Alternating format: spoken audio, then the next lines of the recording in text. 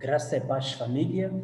O nosso tema de hoje é sobre GPS, neste caso, graça para o serviço. Vamos orar. Senhor, obrigado pela oportunidade que nos dá para refletirmos sobre esta temática. Pedimos que o Senhor nos dê sabedoria na explanação da mesma, no nome de Jesus. Amém. Queridos, o que é GPS e qual é a sua utilidade? Antes de respondermos sobre os conceitos do GPS, o significado de GPS e a sua função, importa primeiro dizer que o nosso tema vai basear-se na carta de primeira Pedro. Esta carta foi escrita para encorajar e consolar os cristãos em meio à perseguição e sofrimento. Sabendo que estes crentes estariam enfrentando perseguição mais do que antes, Pedro escreveu esta carta com o fim de lhe apresentar-lhes uma perspectiva divina destas provações, de modo que eles fossem capazes de suportar sem vacilar na fé. Eles não deveriam surpreender-se ante sua aprovação, porquanto aquele que seguiam também sofrera e morrera, neste caso Cristo. Ao contrário, deveriam considerar um privilégio poder participar dos sofrimentos de Cristo. Pedro, portanto, os exorta a estarem certos de que suas dificuldades não eram causadas pelos seus próprios malfeitos, mas por seu testemunho cristão. Eles não eram os únicos crentes que sofriam e deveriam reconhecer que Deus traz estas coisas à vida de seus filhos, não como castigo, mas como estímulo ao crescimento e à estatura de Cristo. Pedro queria destruir a atitude de amargura e ansiedade e substituí-la pela dependência e confiança em Deus. No fim dos anos 60, no ano do Menim, os cristãos já haviam se separado do judaísmo e eram reconhecidos como um grupo diferente. A sua firme convicção em um Deus invisível e num Cristo ressurreto despertava o desprezo do público. Quando as igrejas começaram a perceber esta mudança de atitude, sentiram-se apreensivas quanto ao que lhes poderia suceder. Era-lhes impossível organizar a resistência, pois, procedendo assim, violariam o seu próprio princípio de obediência pacífica ao governo e dariam apenas oportunidades para novas acusações. Quando Pedro escreveu esta carta, estava levando os seus leitores a não se envergonharem como cristãos. Todos deviam suportar as suas provações tão corajosamente quanto possível.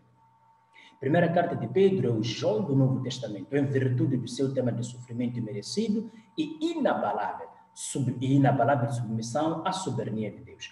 Esta epístola, com o sermão de Pedro em Atos 2, revela plena familiaridade com o Antigo Testamento e o uso eficaz do seu conteúdo, neste caso o conteúdo do Antigo Testamento.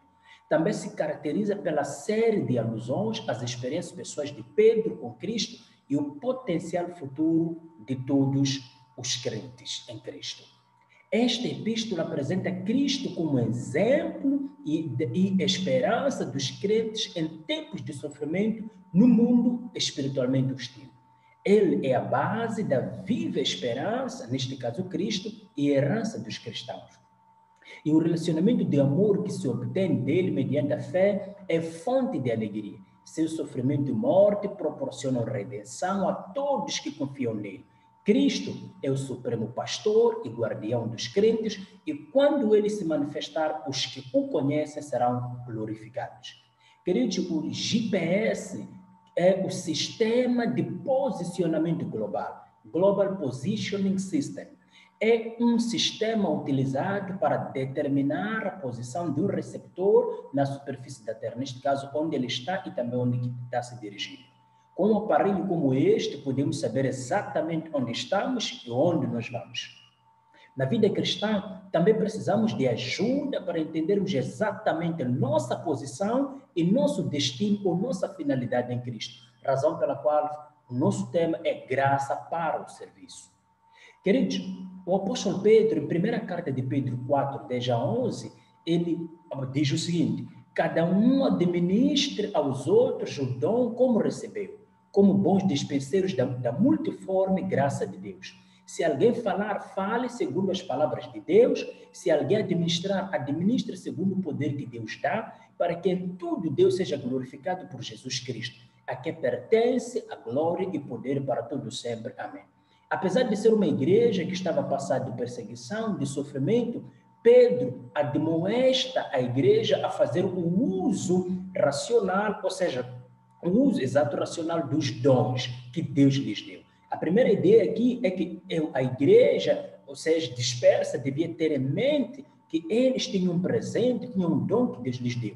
Eles deviam administrar este dom, este presente, de acordo com como Deus lhes deu, como dispenseiros da graça de Deus. Queridos, a graça de Deus nos dá forças para servir a Deus e aos outros. É por causa dela, não é? Neste caso, a graça de Deus, é por causa dela que Deus nos deu dons e habilidades para o serviço, mesmo sem merecer. O que significa que o dom que eu e você temos não é produto das nossas forças, do nosso poder e capacidade, mas é produto de Deus. Então, é um favor imerecido.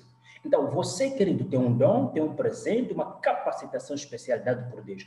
Você não tem um dom para ser nice ou muito bom, ou para se exibir, mas sim para servir.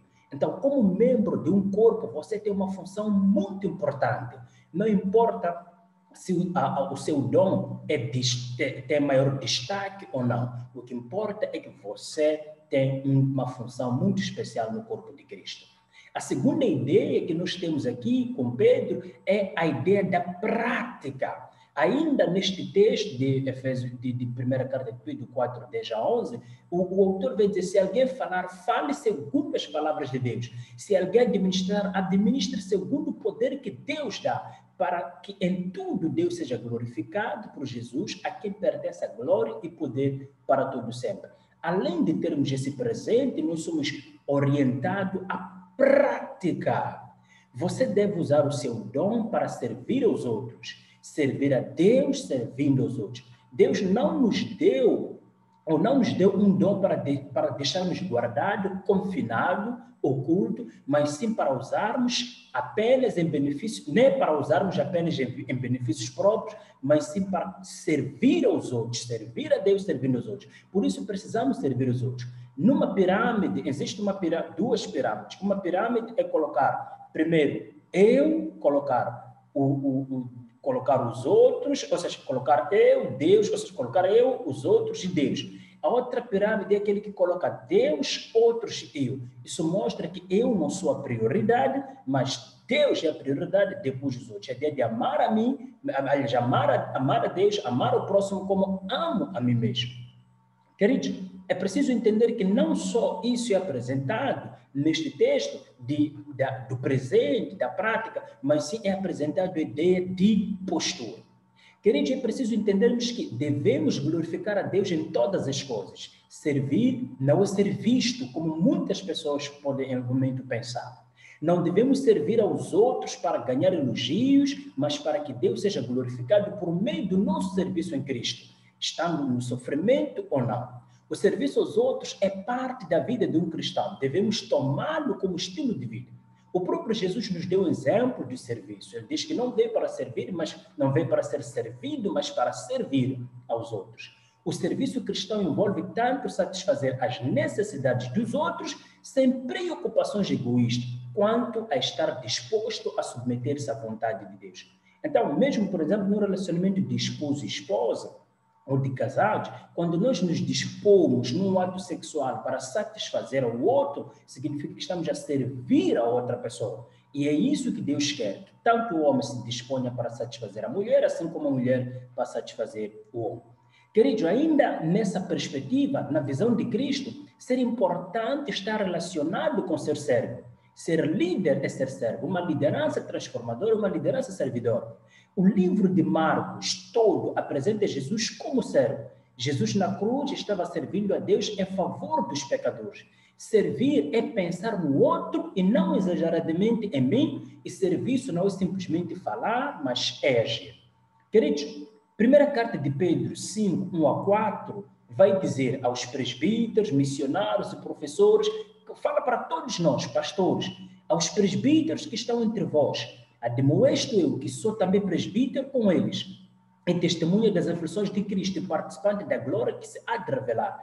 Apacentai o rebanho de Deus que está entre vós, tendo cuidado dele, não por força, mas voluntariamente, nem por torpe ganância, mas de ânimo pronto, somos chamados a apacentar o rebanho de Deus com cuidado, não, e com cuidado também voluntariamente, não com ganância não com torpe ganância, e nem também por coação, mas de bom ânimo, e nem apacentar o rebanho de Deus como chefes, como autoritários, mas como pastores que cuidam de ovelhas.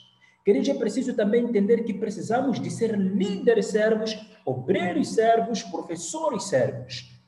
O apóstolo Pedro, em primeira carta de Pedro 2, 18 a 25, ele diz: vós servos, sujeitai-vos com todo o temor aos senhores, não somente aos bons e humanos, mas também aos maus. Porque é coisa agradável que alguém, por causa da consciência para com Deus, sofra agravos padecendo injustamente. Lembram do sofrimento? Que a carta de Pedro trata de sofrimento, submissão em meio ao sofrimento.